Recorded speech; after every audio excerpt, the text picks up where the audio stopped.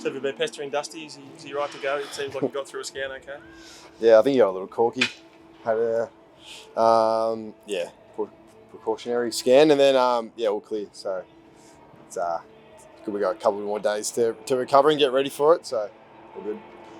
Yeah, good to be up and running, and Dusty's up and running, and the midfield's firing.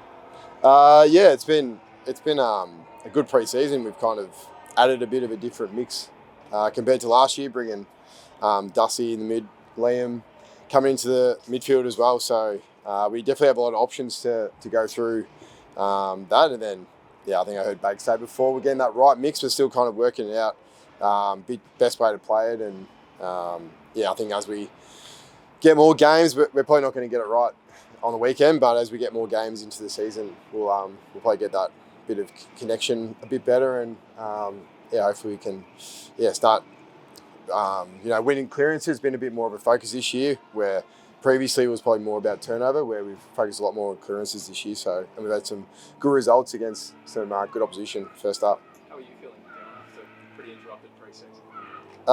It wasn't too interrupted until the practice matches, so it looks like that I've done nothing. So, it's been a really good pre-season. Ran PBs in a 2K, PBs in the gym, and probably some of the really good shape I've been in for a long time. So, it's good to get some pretty consistent training, and having a little hiccup about a month ago was a bit annoying, but probably not the last one I'll do. I've accepted that. What sort of actions have you set those PBs? Change anything? Not too much. I think just being consistent. I was able to go into the off season without any injuries or any surgeries, and I was able just to roll in with the normal off season program, and then just kind of trying to take it up to another level.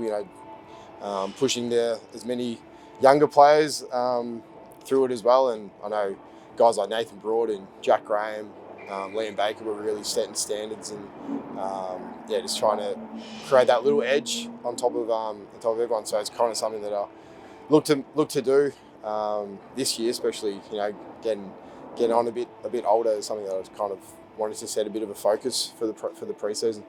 Damien, pretty exciting. We probably know exactly what they want to do, knowing that we did it for 8 years, and everything we've watched has been pretty similar to what we're used to. So excited to get up there and play. Pre-season's done and the season's here, so bring it on. I think so. I'm sure there'll be some tweaks in there. There'll be different personnel going through all that, but probably most of the study that we'll be doing this year is you can kind of see similarities to what we did for so long, and I kind of feel like it might give us a little bit of an edge. Sean Griggs, the midfield coach, and we know what he's like, and they took Hayden Hill out opposition analysis, so you'd think it'd be pretty similar game style to what we're used to. Did not sort of flag the think that it might be a bit frosty? Are you expecting it to be any sort of frosty reception or interactions? Don't think so. It's not the 80s anymore. Hey, what about your future? Some reports about whether you might go back to Queensland. I think they got shut down pretty emphatically, but just for avoidance of doubt, where are you at with it all? So I'm out this year, so I'm kind of just waiting to get a contract, pretty much. I'm looking to hopefully get one in once the season starts. I'm sure it'll be kind of see where we're at and see where I'm at. Obviously, like pretty realistic about all that, but hoping to get one and kind of just be done with it. I was able to sign my last contract in I think it was like Feb or March, and was able just to roll into the season. So I know it's pretty different from being a 28-year-old to a 31-year-old in contract wise, but I'm hopefully getting a nice one. CBA's gone up too, so that'll be nice. You spoke before about how you've worked a lot more on clearance this season and in the off season. Dimmer used to say this was a real Richmond game and the Richmond style of game. What's the Richmond game going to look like in 2024? I guess previously we focused on counteracting on turnover. Where this year it's probably more playing in the front half and locking the ball in. So we're kind of probably put more of a focus on centre bounce and stoppages, and that's where we can kind of get the ball into our front half and we can set up defensively behind it. So I guess it's just a territory game. I feel like all teams play pretty similar and want to win clearance and want to win the turnover battle, but it's just about having the ball in our front half and putting as much pressure on their opposition defence as much as possible. What's the biggest change off the field then, in terms of from the Dimmer era to Adam? Biggest difference on the field or off the field? Off field. Well, we've changed a little bit of our schedule around in the pre-season, so getting an extra skill session in. So we had 3 skill sessions this year instead of having 2 last year. So we kind of hope that we see the benefit of that. But really, it's mostly pretty similar. Little tweaks in kind of the words that we use and certain things, but it's pretty similar. Maybe a bit more attacking than defensive. Dimmer was pretty boring and defensive, so hopefully we can win 150 to 130 most games. How excited are you then? You mentioned forward half, stoppage.